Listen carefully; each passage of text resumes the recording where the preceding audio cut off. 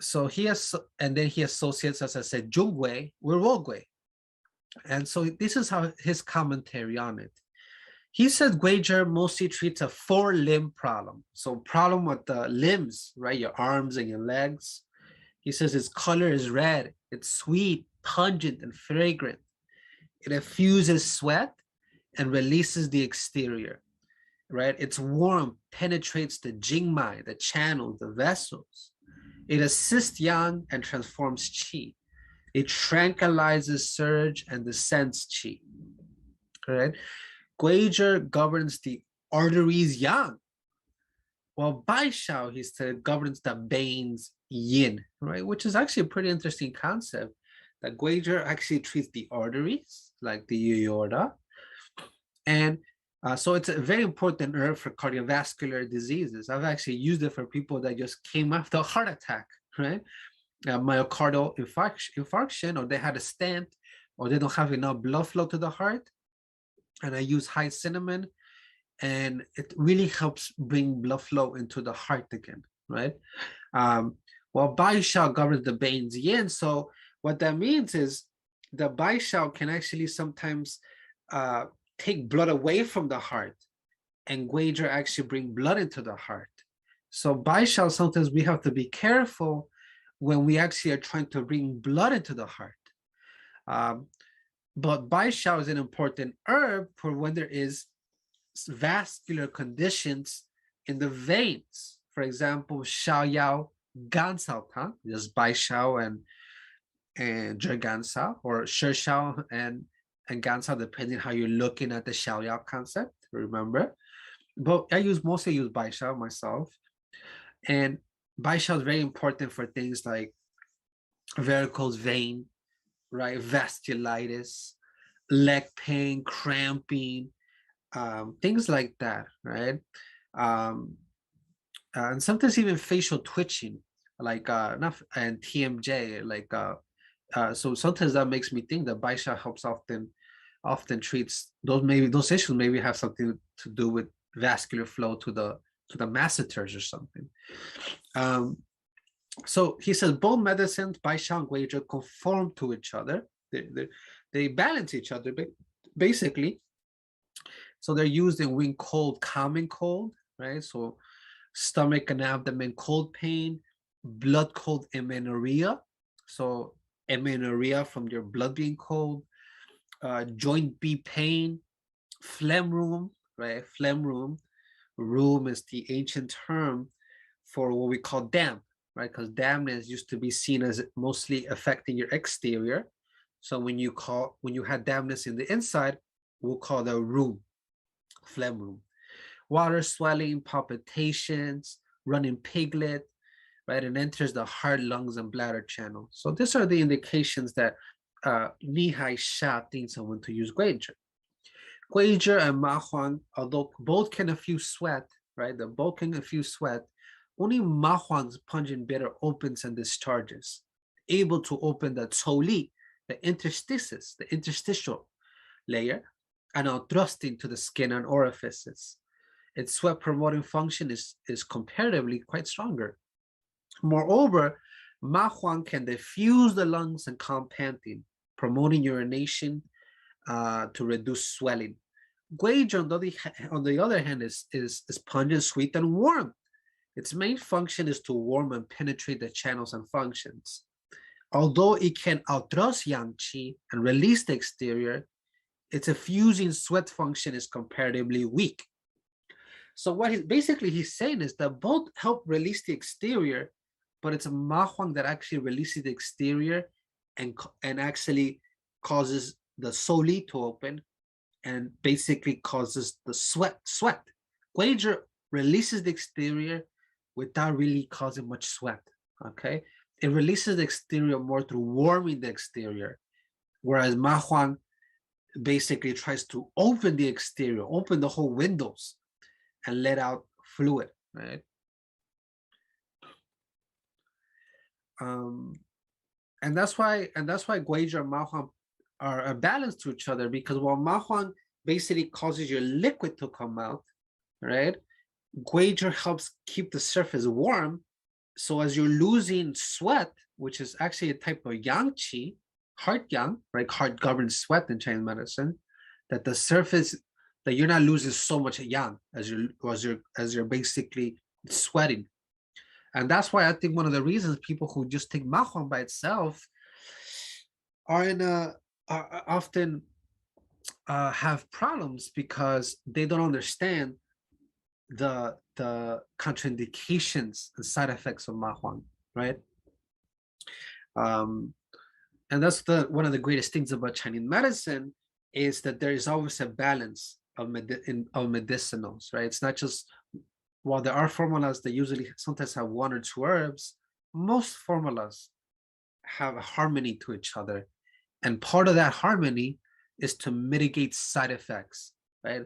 So it's a myth to believe that herbs do not have side effects. We all know they can certainly have certain side effects. If the herbs can heal serious illness, they can also cause side effects, right? I'm very skeptical that something can actually heal something without any side effects, right? Especially something you take internally. Anyways, this is Nihai Shan Rogui, or what we classically know in Shenong Bensao Jing, they call Zhongui. Zhongui, he says, is pungent, sweet, and greatly hot. Enters the heart, kidney, spleen, and liver. So it affects, you see, more so the 5 organs, basically, except for the lung. Supplements fire and assists yang, leading fire and returning it back to the source, right? The source, remember, to him, is the small intestine. It disperses cold and stops pain, invigorates the blood, and penetrates the channels. He says the combination of Gui Fu Di Huang treats yang vacuity. Gui Fu Di Huang is Rogui, Fuza, and Shu Di Huang. And that concept comes from this doctor called Zhang Jibin, which my friend Alan Sarr has translated his book, Zhang Yin Yue, right? Zhang Yin Yue, and I can't remember, the 8 principles, right? So Zhang Yin Yue often used these 3 herbs to treat yang vacuity of the kidneys, right? And actually the concept of what we call kidney yang vacuity comes from that doctor in the late Ming Dynasty in the 1500s, right? So in the old days, they did not say kidney yang vacuity. That term did not exist until much later. So anyway, those 3 herbs treat yang vacuity. When he says, when Ming men fire wanes, there are many medicines to lighten, to strike the fire, the life gate, and Rogui is the primary one of them. In treating kidney disease, he also says, first go treat the heart. So he's basically saying that Rogui works on the kidney through the heart. And that concept is, by descending heart fire into the kidney, you basically help strike the fire of Mingmen again, right? So it needs heart fire to descend. So basically, he summarizes, Gui Zhi governs upward ascending, things that are counterflowing upwards. So when you're treating more anxiety, cold sweats, palpitations, headaches, Gui Zhi is often the better herb to use in those scenarios where things begin to, and Bentun is the perfect example. Gui Zhi governs the 4 limbs, right? So Gui Zhi also better herb to treat pain at the hands and the feet, right? So somebody with carpal tunnel, B obstruction, right? Elbow pain, hand pain, right? Wrist pain, finger pain, right? That's the idea of using Gui Zhi, and that's a concept to some degree of image, that even the Chinese character for twig and the character for basically limb are very similar to each other, right? And that's because a limb is kind of like, if you look at the body as some type of plant, right?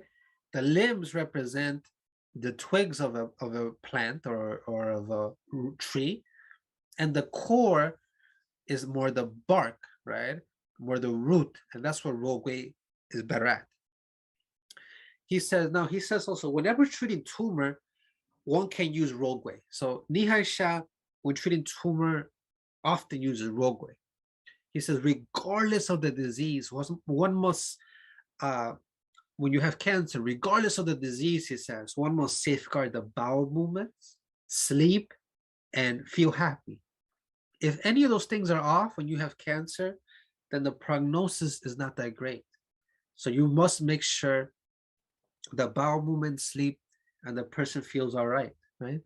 Um, so I have a patient with breast cancer. She basically massive tumor that she had, and over time, I mean, she also does some chemo, but I've seen her basically for 2 years now, almost a year and a half, more, almost between 2 years, between year and a half and 2 years.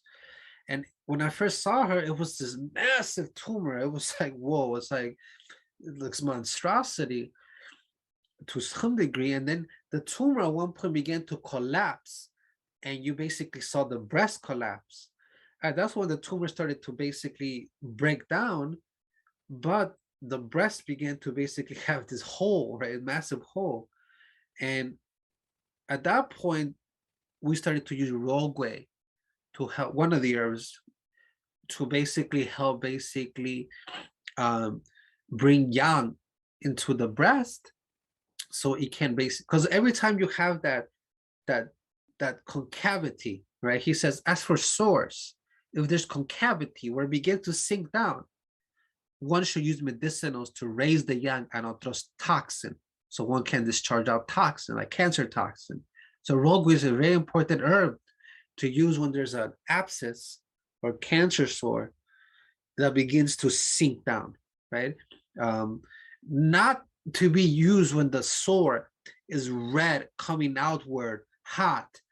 That is yang, that's more fire toxin. That is not, that is more like Jinhua, right? Lanicera or Forsythia, Lian Chao, right? Those medicinals are better for that.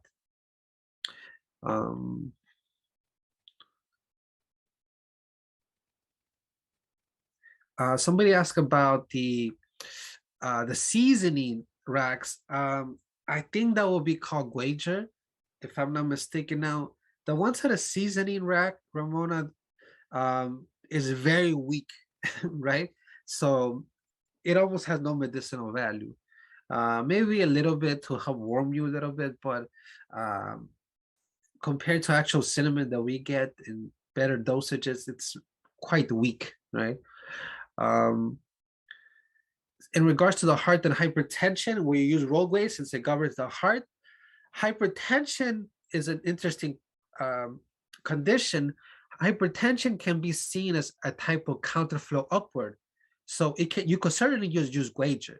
However, if the hypertension is due to the lower dantian being cold, like a renal hypertension, or adrenaline hypertension, then that's when I use Rogui more so, okay? But I often combine them both. So if somebody had the hypertension due to the lower dantian being cold or losing function in the kidneys, I use both often, right? But you can make the distinction that you could actually just treat hypertension through Gui Zhi often. But that's just more so when there's just qi counterflowing upward, like liver yang rising.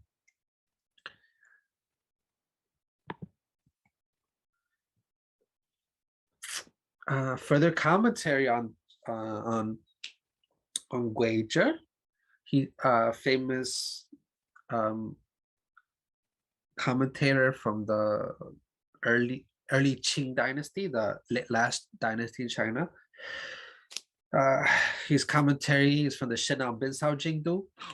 This actually book is translated, so I would recommend it. It's called The Reading. It's basically a commentary on the Shenao Binsao Jingdu. And if you went to the Mugui section, you will see that his commentary on Zhang Yinan, he says, its color is red and purple. right? Red and purple. So that already giving you the idea of image, what it's going to treat, right? So red is going to treat the heart, fire, blood, and purple is a combination of black and red, right?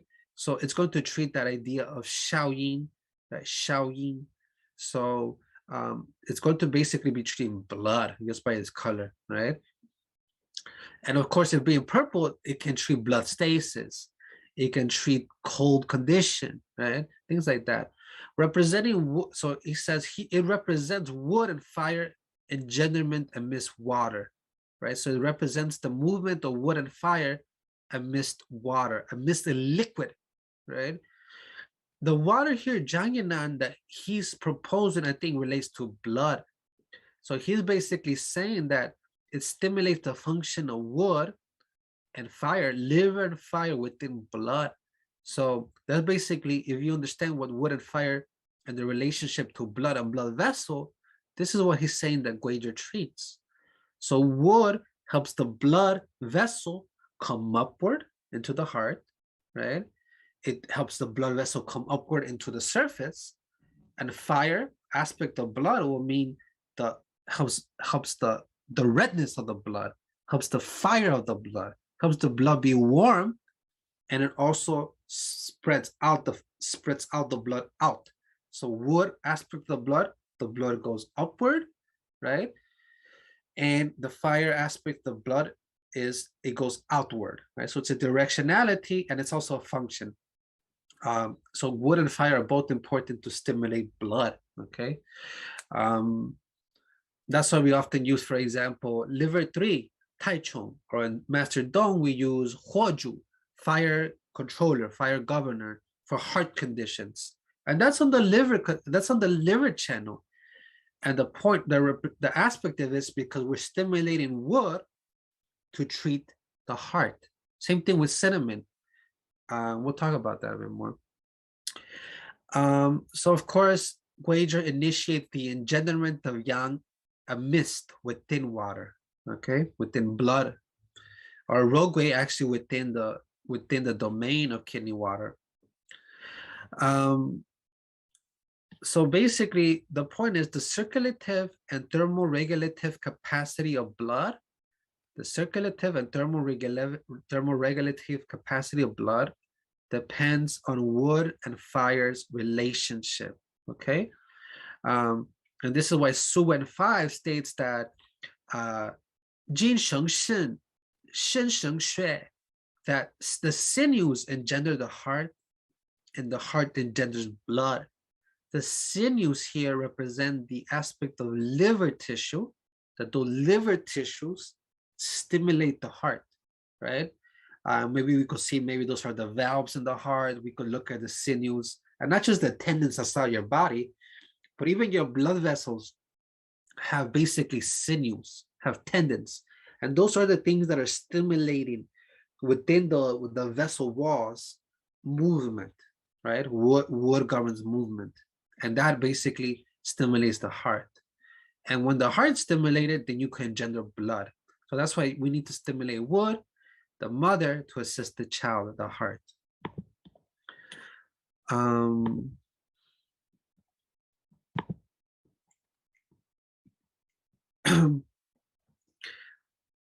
Let's take a few minute break, 10-minute break, before we go into this other material on the Fu Xing Jue. And then we'll come back in 10 minutes, okay?